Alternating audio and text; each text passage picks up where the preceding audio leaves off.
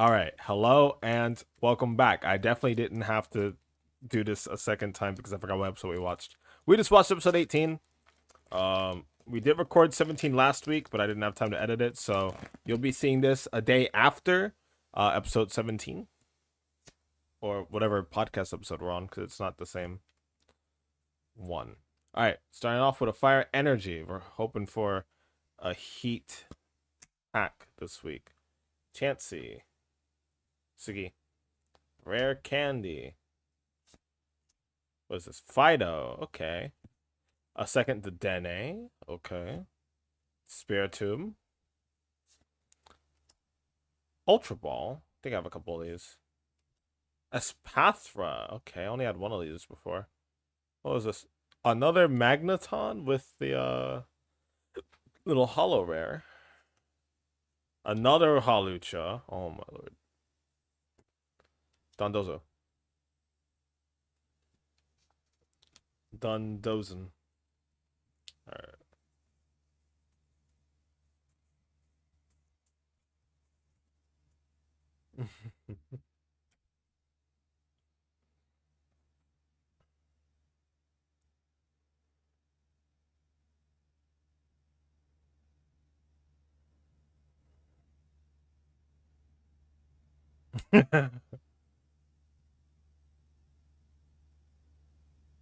There you go. That's W. Alright. Okay.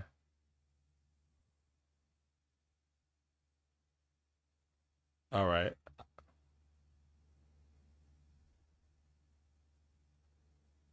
Alright.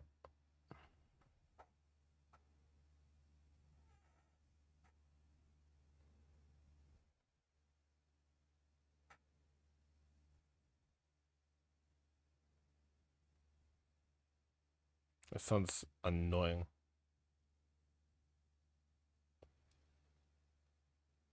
Sudowood, okay.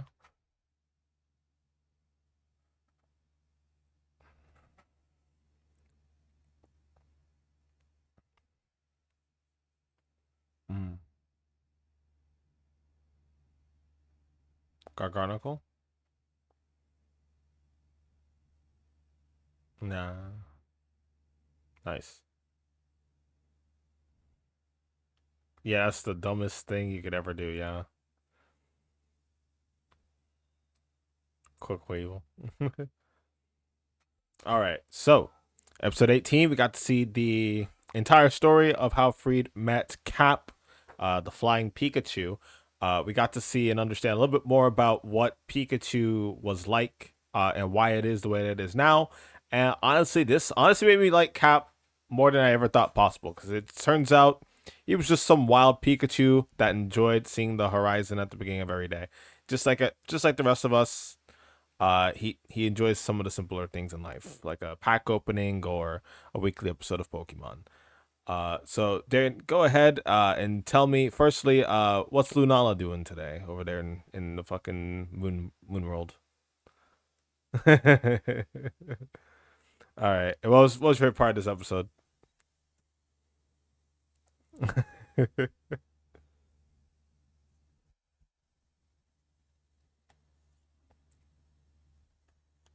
Something like that, yeah.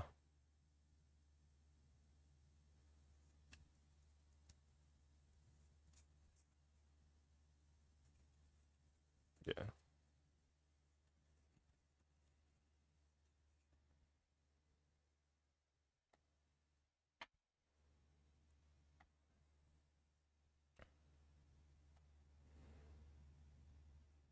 Yeah. Gramps.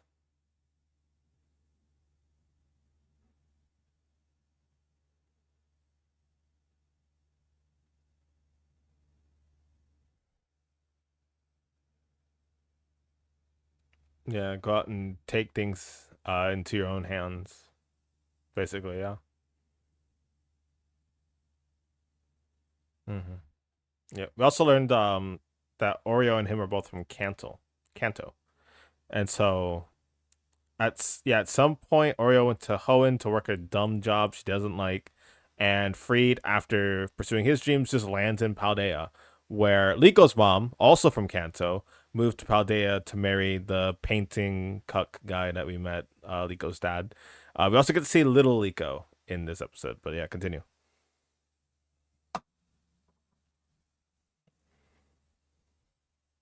Yeah, we got super excited for that. That's probably gonna be the thumbnail, to be honest.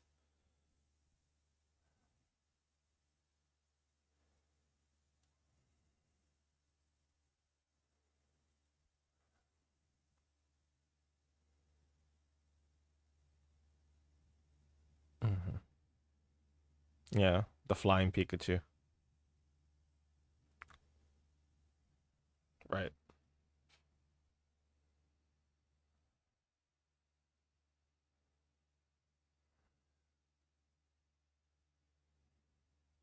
Yeah, it was very nice. Yeah, it's good having characters with depth that we can go to week, and they already have lived in experiences, right? I would like to take Brock for example. In the original Pokemon anime, it's revealed that he's leading Pewter's gym because he's now the oldest. Father like walked out or something, right? Do you remember? And he had all these brothers and sisters, but then Brock leaves the gym, same as Misty, and they all just go off on adventures for like 3 seasons, and then eventually they all go off and do other things. But with the Rising Volteckers, with Dot, with Roy, with Liko, they all have a point of origin, and it leads right into what they're doing now. Like there's no qualms about it, right? They're gonna go see Liko's grandma. The one thing that Liko cared about in Freed's story was that her mom was his school teacher. Something that she didn't know and probably should have known a lot sooner. Liko's mom didn't tell her dang near anything about the Volteckers. Even after they met back up with her, because they already did see Liko's mom, like somebody did. It just never came up, and obviously Freed's not telling anybody anything unless he's asked. Um, yeah, right.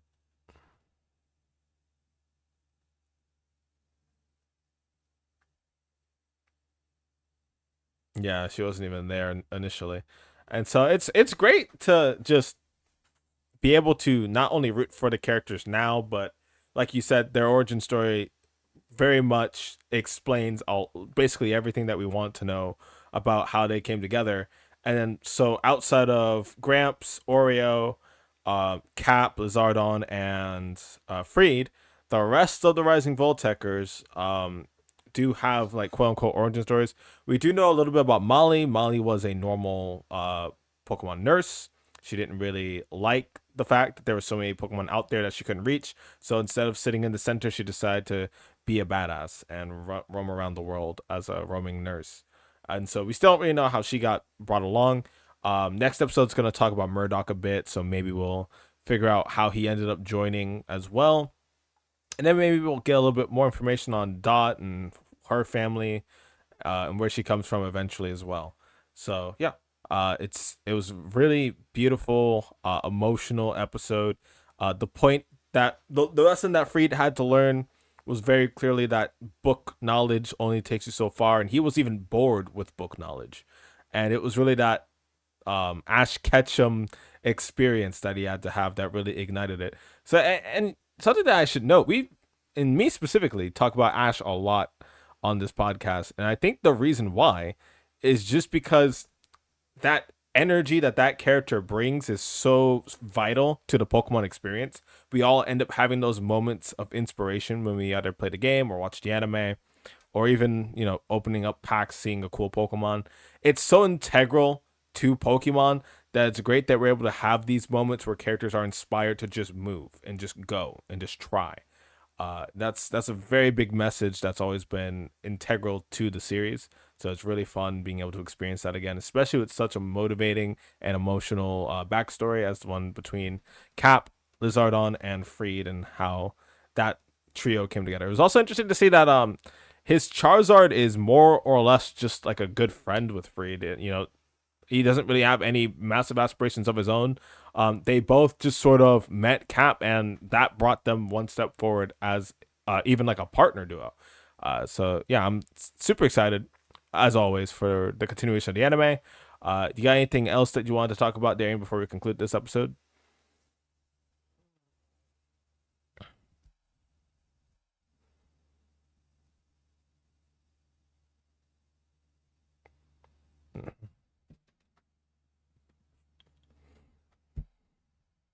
Yep. Yeah. Also, Freed used to call himself a genius Pokemon professor, and now he doesn't even call himself a professor much at all, which is pretty interesting. So it's just nice to see that massive contrast between a guy that thinks he knows it all to now a guy that doesn't even communicate with people. He just goes off, does his own thing. Yeah. Yeah. It's a beautiful story. But here's the real question, Darren. Do you think that Freed and Cap could be the main characters of this show?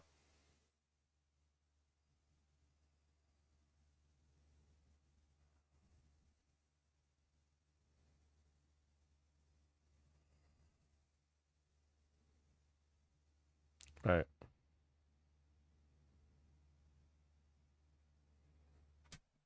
Right. Yeah. Liko and Roy will eventually get there. Yeah. You're right. He does have that main character energy. And that's why I wanted to ask. Because I would argue that they fulfilled that sort of mentor role that a lot of anime have. And we never really had that with the original Pokemon anime because all the mentor roles were mostly just gym leaders or adversaries to overcome rather than comrades that Ash could actually learn from. So like for example, what if, and this is a pretty cool if, right? What if in the Pokemon anime, right? They get to Lieutenant Surge, Ash gets wiped. He comes back, beats Surge, and Surge's like, you know what? You guys did all right today. I think I'm gonna join you and help you become a better Pikachu trainer. And then just have Lieutenant Surge, Misty, and Brock all together working together. Because Brock also didn't really fulfill that mentor role because he's older than Ash for sure, but he's more of like a um just like an older friend, like you got like your middle schooler with the high school buddy, that kind of situation.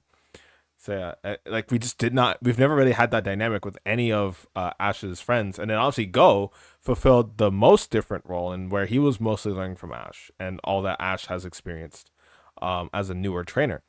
So yeah, I mean it's definitely a massive shift, and it's really fun to see just the limits. I even mentioned the cinematography as well for this episode, with the cuts, and they like changed it from like full screen to like widescreen just to tell the whole flashback story. And the animators did a really wonderful job with that amazing sequence of Frieda and Lizard just taking off after the Pikachu up in the sky, and then they all see the sunrise together. But yeah. Yeah, I mean, not much for us to talk about this week, but it was definitely a beautiful and emotional episode that we really enjoyed. We're looking forward, obviously, to seeing what Murdoch is. I know Murdoch's one of Darian's more favorite characters, along with Oreo, and we were very happy to see what Oreo was up to in Hoenn. But that's about all that we've got for you today. Darian's about to go on a nice trip, and I'm gonna be probably sleeping a lot tomorrow. I got a lot of editing to do. So thank you guys so much for watching on this lovely, it should be Thursday by the time you guys see this. Thank you guys so much for watching, and until next time, we hope you take care. Say bye, Aaron.